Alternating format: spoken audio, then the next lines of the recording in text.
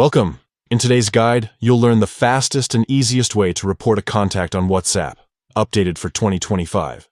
Whether you're dealing with spam, harassment, or unwanted messages, reporting a contact helps keep your experience safe and secure. Let's get started. First, open WhatsApp on your device. Make sure you're using the latest version to access all the newest security features.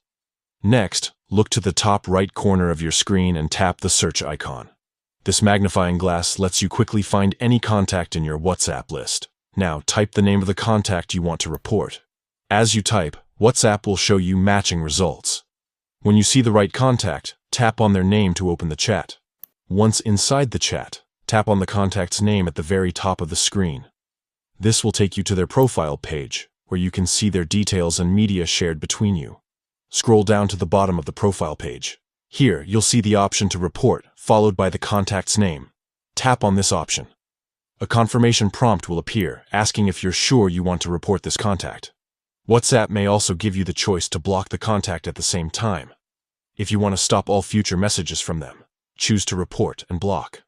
After you confirm, WhatsApp will receive the last 5 messages sent to you by this contact for review.